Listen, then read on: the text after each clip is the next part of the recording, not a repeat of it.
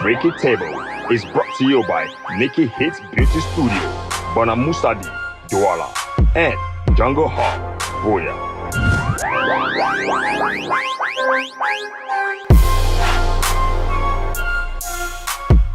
All right, so it's no news that Peter and Paul Okoye, aka P Square, have ended Africa's longest sibling rivalry in music.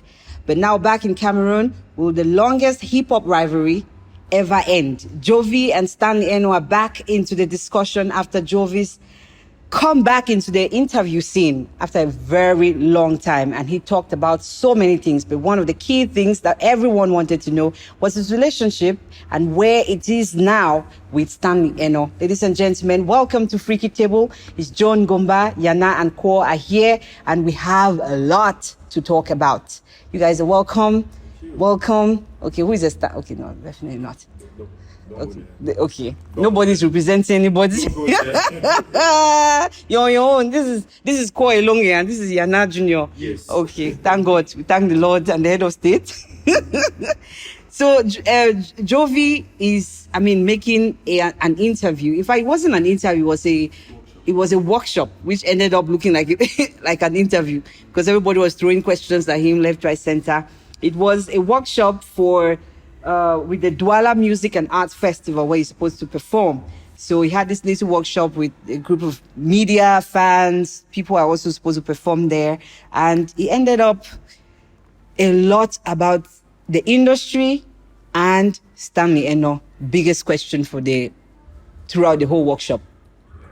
So, but he talked about so many things. State of the industry, respect in the industry, the sound of Cameroon urban music, obviously Stanley Enow, and so many things that he said were true. Others were a bit controversial, according to the reaction that we got now online. But I'm sure all of us have watched that interview by now. What are some of the key things that when he spoke them or he said something about it or discussed on, it hit you? Some of the things. I think for me, the first impression I came off with was Jovi's love for music. The passion with which he talks about music, in which he understands music. You see that, deep love for music. You see him. He said something that was interesting to me. He said when he listened to Shabasiko, he had his own version, and he listened to the version of Feud, he just dumped his. That's somebody who has a true appreciation for art and for good art. But that's not a stretch for him. His music has always shown, his production especially has always shown that. But it was interesting to see him talk about it because we hear the music, but we don't necessarily see him talk. And every time we imagine him talking, is in some form of beef on Twitter or that. So hearing him was to me, it was a huge relief. It was interesting to see that. I think he said a few things which I agree with about the idea of respecting those who paved the way. Even in media, I would not for once disrespect you, in entertainment media, you or Napster. Particularly if you do not give the opportunity. But then hierarchy is always important because I think Colonel has said this, that these people are bulldozers who had they've cleared the road for you. And I think that he's done quite a bit. Other people cleared the road too for him. Yeah. And I think that he's done quite a bit in terms of influencing at least the Quarter thing and Boko. Yeah. And that. So I think the interview was what I think we'll get to that. Let me just leave it at that. Yana, what was so key about that interview? It almost, I don't want to say humanize Jovi in a way, because you get to see the person beyond the music, beyond the rants and all of that. But then he said something which I found quite intriguing. The fact that an artist committing for a collaboration and could say, no, this is your time to shine. Take it, run with it.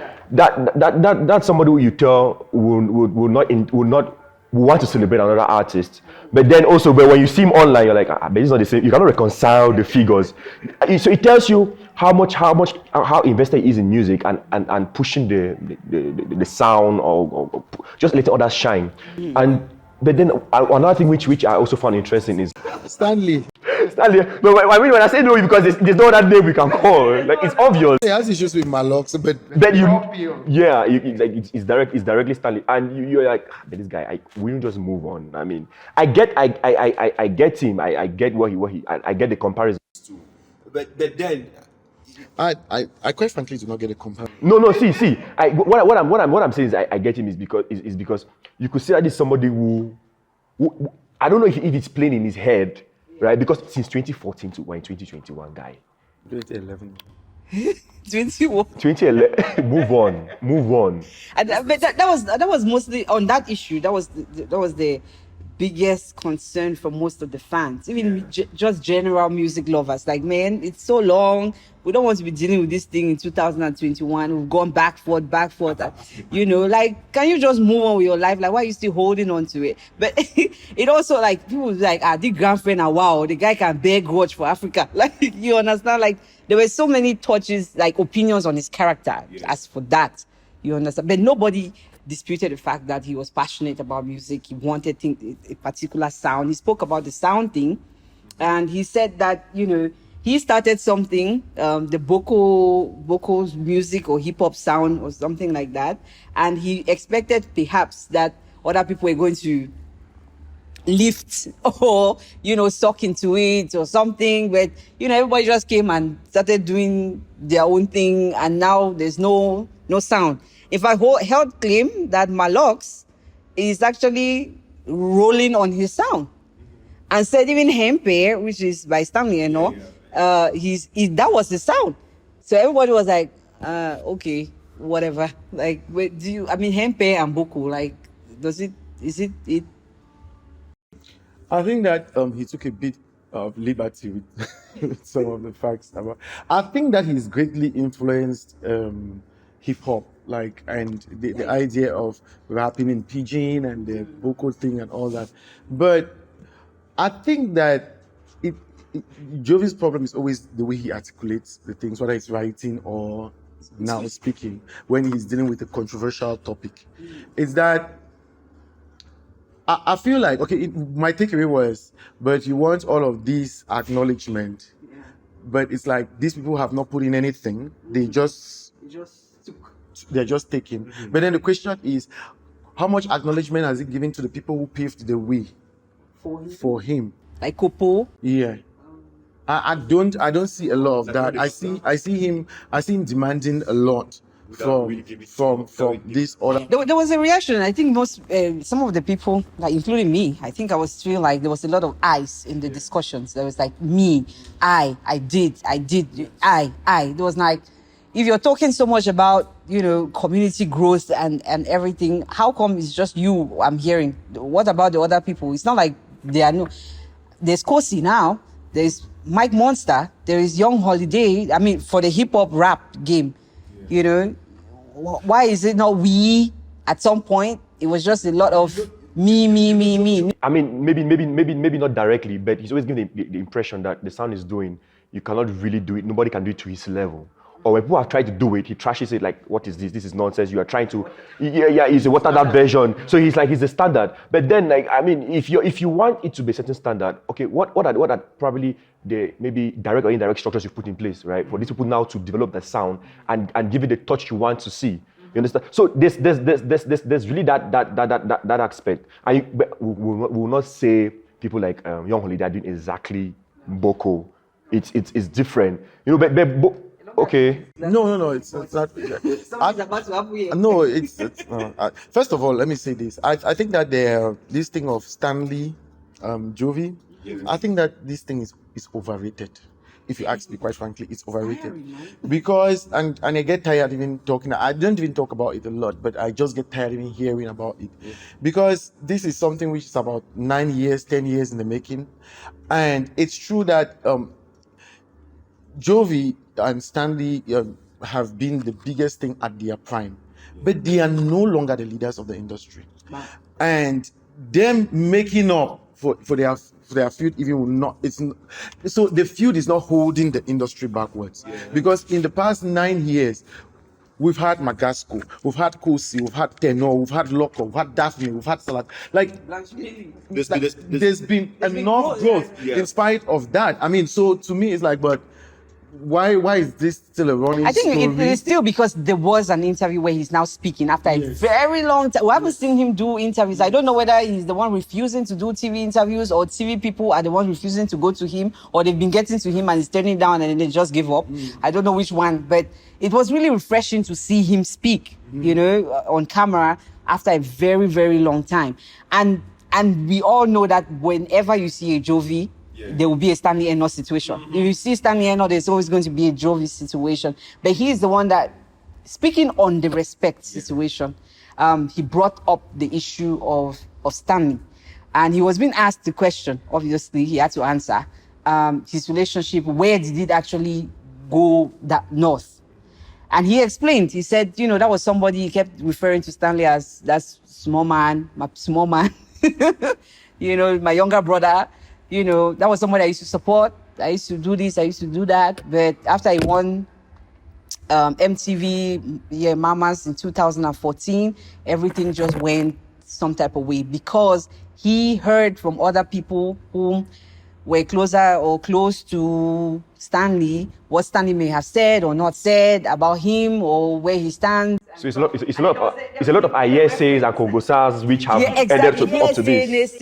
And then there was a reference where he said that there was a time where they asked Stanley about him, the Jovi, and Stanley said, like they compared him and Stanley, and Stanley allegedly said, how can you compare Michael Jackson and Petit Pays?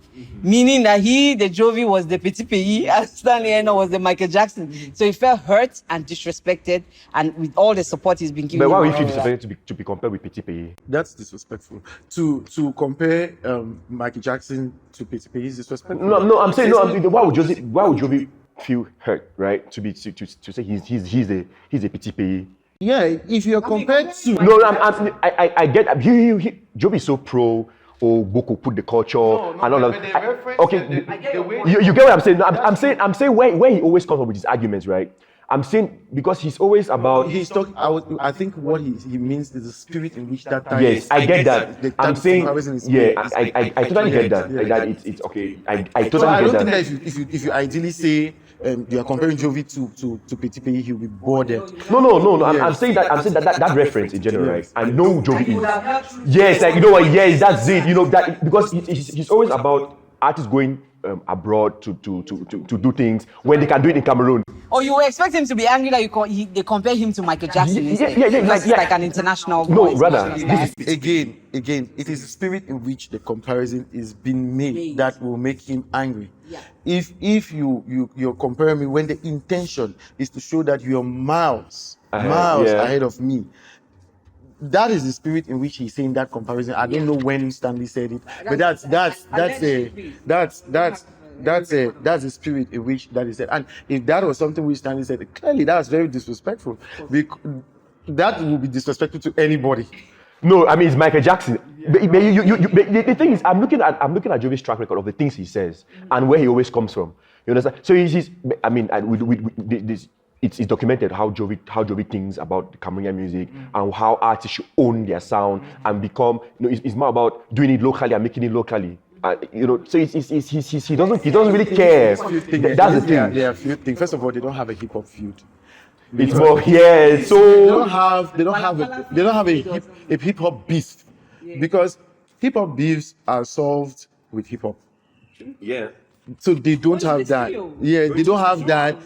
If first of all, I mean, if you look at the way is it Vector and MI were Hennessy? Yeah, and then they had the you know the reunion and so everything. So it's the management of it that will be beneficial. That can elevate the you know, the whole thing, the hip hop scene. This would not. It has not.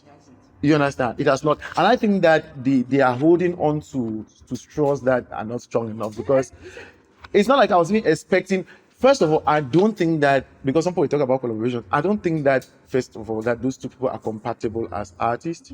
So, whether they are... Or they collaborate or not, it doesn't help. But there's, I don't see how Stanley. Wait, let me Yes. say this. Yes. What Jovi brought, the lyricism, the production, all of that, Yeah. right? Stanley brought the flashiness, the glam glam and all of that. These are the showmanship, exactly.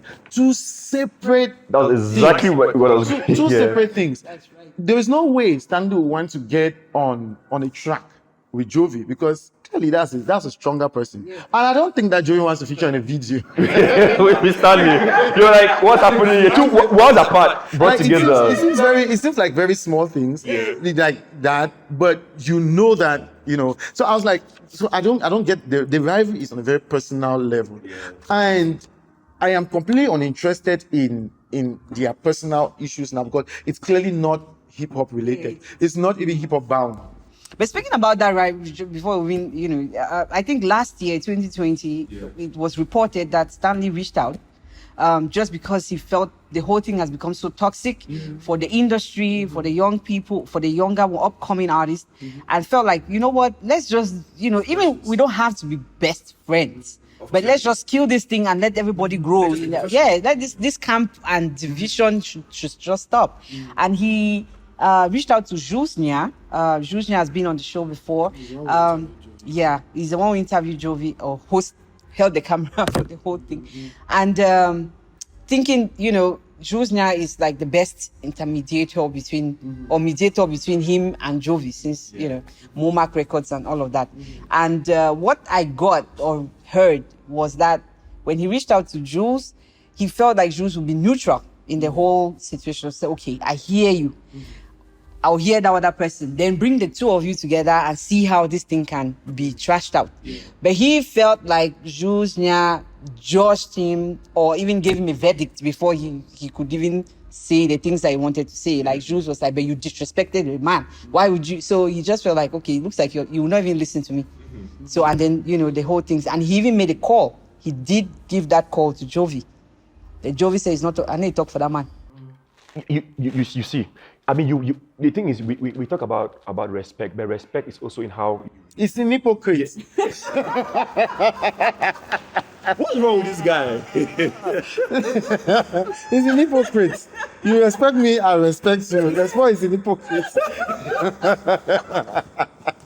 Shout out to Daphne. So yeah. Oh my god.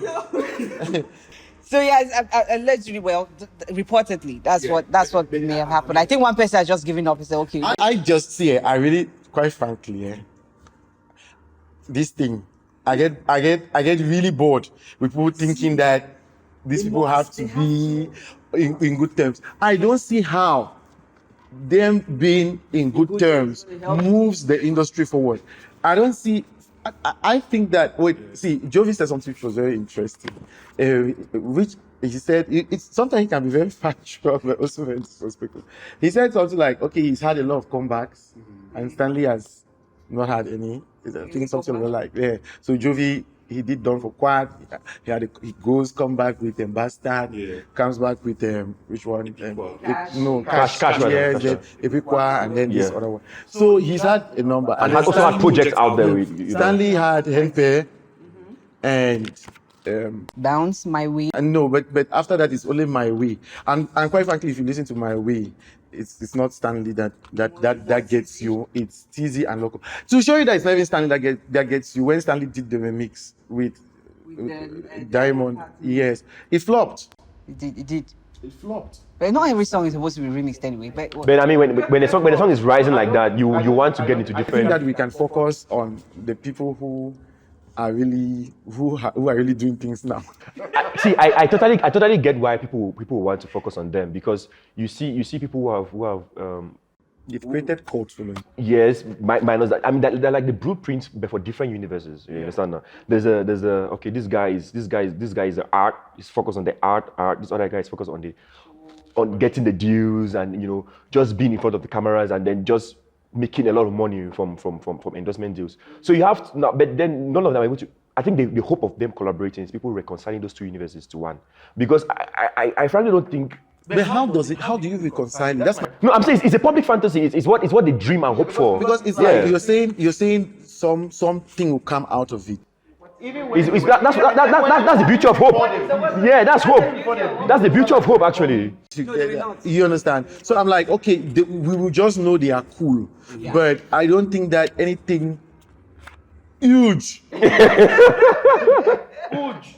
But I think that's what hope does to you, right? You. And I don't think that I don't think that they have the kind of relevance that we make them to have at this time. That they've peaked.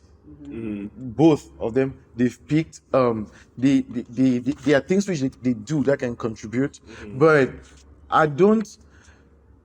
I made this see I don't see me anything that I that's why I say that their conflict is really overrated. I just feel also that the media wants it to keep going. Yeah, it keeps interesting. They keep talking about. We should have two other hip hop artists clash so that we can just. No, but the fact is the difference is, see, if you take Nas, if you look at Nas and Jay-Z, you look at Drake and Kanye, there is always some benefit to the entire industry in a sense that, it might create cult following, but the fact is, okay, so because it's this, I know somebody was saying that when Nas and Jay-Z were beefing, he never ever listened to Jay-Z anything because he belonged to Nas camp. He never ever listened to it until fast forward 40 years later when they made up and he goes and is listening to Blueprint.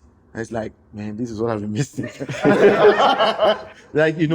But the thing is, all of them can succeed, and they were succeeding musically. They could translate their beef into the hip hop. And that's been the call. Even that's been the call since I think Napster has also voiced that out. Like, yo, we can get into the studio. We sponsor that project. Yes. Wax Day has also said that before. Like, we could sponsor the project. Let the both of you do songs together, so that let's just end this whole madness. That's because the reason why they don't need to go there is because the issue is not that. No, it's not that they don't know their strengths. Of course, I think Stanley is aware that Jovi is a stronger lyricist, and I know that Jovi is aware that this man is a greater showman. But they don't look like it's like okra and plantain trying to mix to eat. You understand? You need to go like both of them come in there. Stanley is not a match for Jovi. Yeah.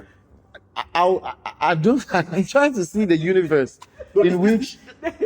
No, I don't. I'm trying to see the universe in which those two people they can come together to work. They can only work if it's charity to give away. You understand? Like come together and give away. But to do a song and I'm Stanley and you Jovi and we've had this feud for this long. I'll be focused on my video from Stanley and then you'll be focused on the but truly. I think they represent two separate things. Listen to Jovi on radio and then just watch. And then watch Stanley. Like they represent two separate universes, like you said, two separate ideologies, two things that will not come together. Rihanna and Beyonce will never come together to do a collab. Damn. Are you sure? Well, anyway. And let's wait and see what happens, because it is that hope, that small hope in everybody that one day will happen. Of course, when there is conflict, I think part of it is how this is P square and their reconciliation, what it does. But the fact is, these people used to be there. There was a music that brought them together, and people miss that. You understand? Here, what are we missing? They were never friends. I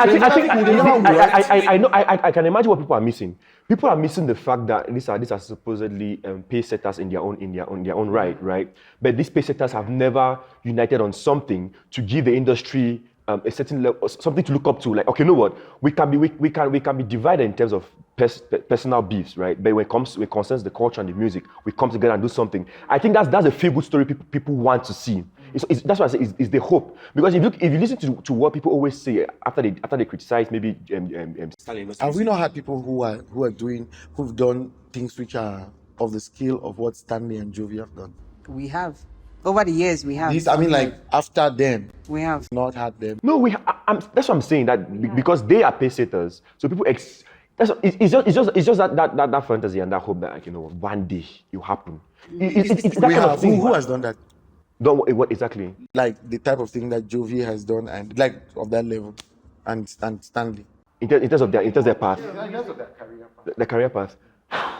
No. I mean, like to that level. Albums like Jovi has done. Yeah. I don't think. Maybe Loco comes close to what Stanley does. Loco comes close. let's leave Shalom Depend out of this. But then none of them have. See, for example, right? Henpe, the impact that Henpe had.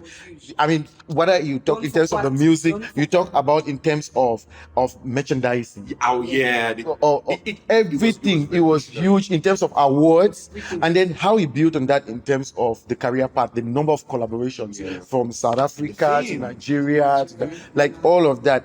I see people do individual, like the artists now do individual segments of that, but nobody embodies that. Nobody embodies also the lyricism of Jovi and that type of cult following and Which was the conversation I was having with a strong Jovi. So it's just stay on their lanes. This was the conversation I was having with a strong Jovi fan the other day. And we're talking about Jovi and Stanley. I don't know how. Okay, I got to his place. I was playing Boko music, Jovi's music. Or I'm like, guy, I mean, I cannot miss your place. What? So we started talking about music, and it got to Stanley, somehow, and Jovi. And just what Elonge has said, I'm like, nobody has really succeeded, these new age artists, to really combine the artistry and that fame and that showmanship and all of that. And the closest artist who has come close to that, the artist who has come close to that is probably local.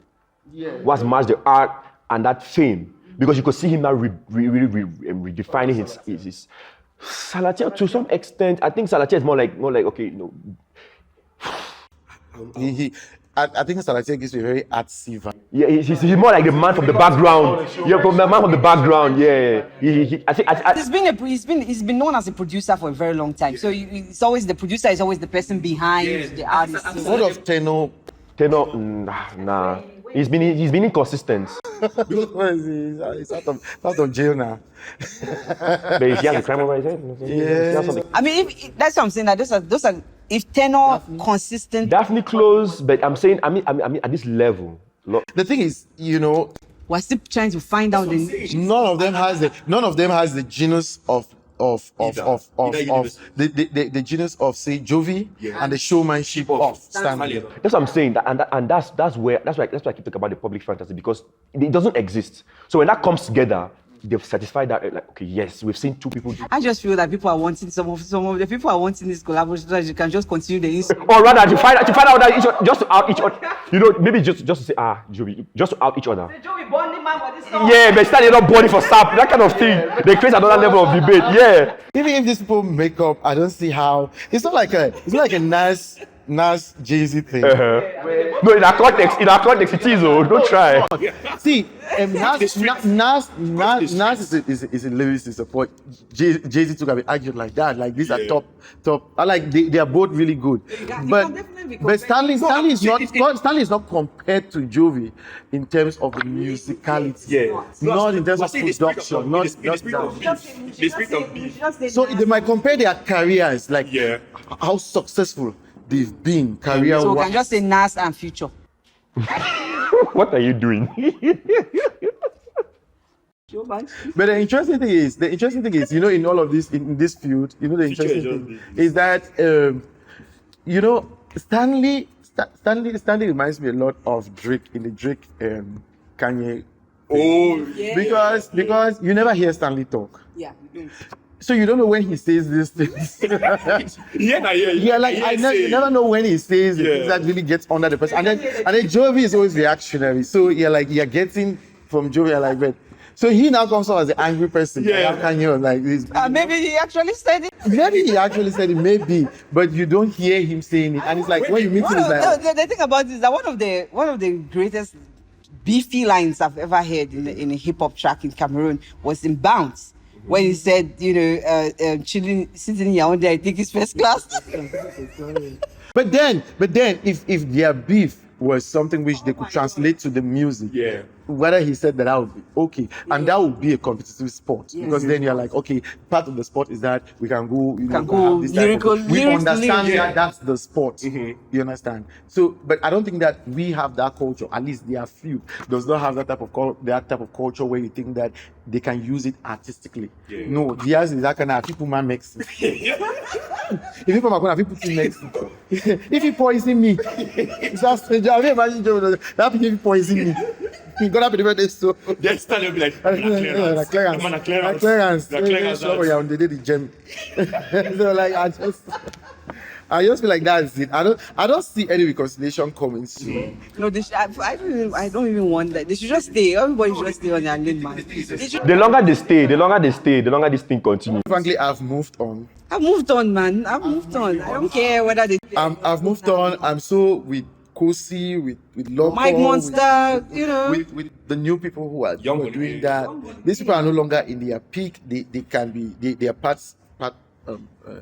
pace setters in many ways. You can't take that away from them. But like every other artist, you get to a point where you're no longer the topic of discussion. And I think that when we make them the topic of discussion, and it's very unfortunate in that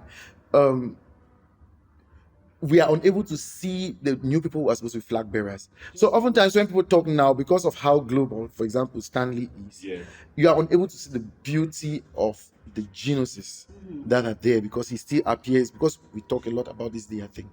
It's like these are the two hip hop artists that are happening. When that space, that space would have been allowed for these other artists. But it will also come. I understand that, like, it's just the hugeness of both of them, their careers, that it has made people not see beyond them, the two of them, or appreciate the talent that came after them. But also Jovi too has also not even helped, because he's also gone against Kosi. He's talked against Mike Monster. He's even gone against Magasco. He's talked Pete Bacardi, and Pete Bacardi is above him. You understand? Like, that's somebody who's above. So it's a lot. I mean, this is what I said at the beginning of the show, that Jovi talks about protecting, or is it advancing the culture, or just making the sound better. But then each time he's talked about the sound, he's either trashing someone's work. If there's one person that is not trashing down, it's definitely Feud Bill. Oh yeah. So I think maybe they'll have a collaboration. He's worked with Ambe too, because for a moment we thought he would never do any collaboration with anybody, and then he worked with Ambe, surprisingly. And then I'm hoping that he has a song or something to do with rhythms. Really hoping, which I had hopes when Jovi was when they honored Jovi, and I felt like these were squandered opportunities. Pascal and Tila. Oh yes. I thought these were like, the people who really carry the whole thing. But that's the thing. That's very controversial when he hammers so hard on respect. Stanley disrespected me. He disrespected, so he held that grudge for forever. But then when Pascal came out to, say whatever he said a couple of months ago, we talked about it on Freaky Table. He too did not say so much about Jovi respecting him as an artist, or respecting him as a person. You understand? Jovi trashed him down, like, to a point where the guy, everything about him, the guy came back. I was like, I don't even know, was even lost for a moment and left music and social media. You understand? Yeah. That's not new, and so it should all be irrelevant. Like, I'm saying, they should, just like the Pascal Jovi feud is completely irrelevant to me. The Jovi Tila feud is completely irrelevant to me. I think that the Stanley thing should be made increasingly irrelevant, so that we can focus on the people who are really doing the things that are pushing right now. The only thing, one of the things which I find, which for someone like me who can be contrarian, which I found very nice about, is it nice, interesting, with Jovi, with what he said was that he suggested that he doesn't go for awards because there is no category from Boko. Oh. Like the category from Boko. It was a very interesting. Anyway, I mean, we just to continue. Then Boko. So who is singing Boko? So it doesn't go under hip hop. Rather than just say urban music, you should be able to say Boko. Like, there are variations in that. But on that, I get that. I mean, Trace. I think when Trace came to Cameroon, I was waiting to see whether they're going to give Boko its own. Yes, they had. Yeah, so it's Trace. They went on Trace Boa. But then Boko is a genre on its own on Trace Boa. So I was waiting to see whether they're going to give it its own. But if we are going with English terms, right? Boko or it could be equivalent to indigenous hip hop, right? That's what it is. Yes. That's what it is, because I know there are other. I think the closest we can compare it to is alternative music in Nigeria, the Aute sound, where it's just Is it, or the Olamides? That's what Olamide did. The Dagreen, the late Dagreen, sorry. Is it? It falls under that because there's it's more that wood kind of thing. You know, maybe you should fall under that. If I thought they're including, but in our shows where they don't even give best producer, then they will not. No, I actually think yeah. I mean, this is why I agree with you. Like Boko should have its own, it should be its own genre on its own. There was a time I was doing something on that. I wanted to do something on Boko as a underrepresented, underserved African genre, a uniquely Cameroonian African genre which could be exported. Unfortunately, the person who says he's a godfather of Boko, his team was not open to an interview to get more information. So And also in Boko, this is the beauty of it. In Boko, you have different I mean, you have versions. Lapiro sound, Kopo sound. Then now you have Jovi's own version, which is more typical Cartier, average youth. But Lapiro was more about it was more political. Kopo was more. Lapiro was like Fela in like his delivery, more political. It was more political. So that's really It was the era. It was a content, but they're talking about like the flow, the mindset. That's what you're saying now. Yeah. Yes. So in Boko, you see how. No, I'm just saying that in case there's a category for Boko, the kind of sound that could come under. It's not just hip hop now. There should be different sound, like Boko sound. That It's like you have hip hop, right? You have hip hop. You have. In other words, there are people. There are artists, man. You have them. I mean, there are a lot of people who fall within that, right? Yeah, Mike The Boko Monster does. tradition, Mike Monster does. Yes, there are many of them. So heavily influenced by that. Yes. I think Wanshe also Yes. falls Yeah. into that. Malox. Yeah, Malox. Enow somehow before he became refurbished. When he became Tenos somehow. All right. So the questions now are: do you think that Boko should become a category for music award shows in Cameroon? And also, do you think that Stanley Enow Jovi beef is overrated? Please drop your comments in the comment section, and we all are going to be there to chat all night long. Besides Yana, just the two of us. Guys. So speaking about Boko, the real Boko. This one, forget Jovi. This one, that's a concept wabele. So, sorry. Felicia. Yes. So the thing is, this one, this one is rice mix. Like this is from T's the T's company. International. Yes. Now, of course, my mesh no dey, but this is it. So these are mixes, like the rice mix. It has like combination of the normal spice and the flavors that we use for our fried rice here, and it includes also Indian spices and flavors and East Asian, so Chinese. So international cuisine. So it's international, yeah. So this is like easy to like, because it's already here in different like nine. Boil the rice. Exactly. The instructions are already there. Everything to guide. So the only thing that we have to add to this is those who adding vegetables to their jello or fried rice. Fried rice or beef. Your carrots and everything. So you just. Yes, they just put everything. Yes, it's easy to make. For people who know how to cook. Yes, sometimes they will come out house, they come out work or something. Maybe you don't get the time for start grind spices, and you don't get Chinese spices, like Indian spice for other than day. So therefore, we can call it. This is a quick fix. So yeah, it's available. You can get it from Freaky Table, and this is the fish mix. This one is fish. It's spice for fish. But these things are very versatile. Yeah. So you can use it on pork, you can use on beef and all of that. Yes. And you can use this for any type of food, but for Eru. Of course. Yes, this makes you can use it for any type.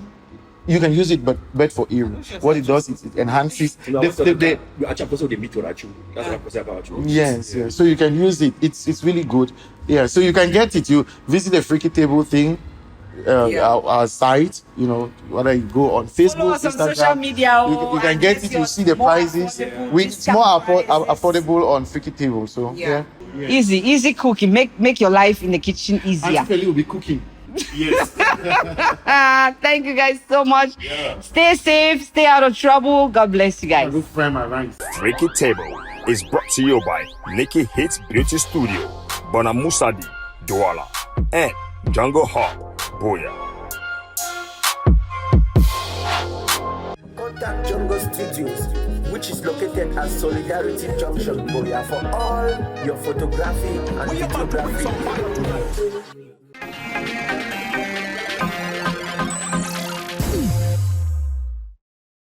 Thanks for watching the dopest TV show right now. And don't forget to subscribe so that you can continue seeing our beautiful faces. Scratch that, my handsome face. Alright guys, and to never miss a thing, follow us on all social media platforms at Freaky Table, Instagram, Facebook, and yeah, stay tuned.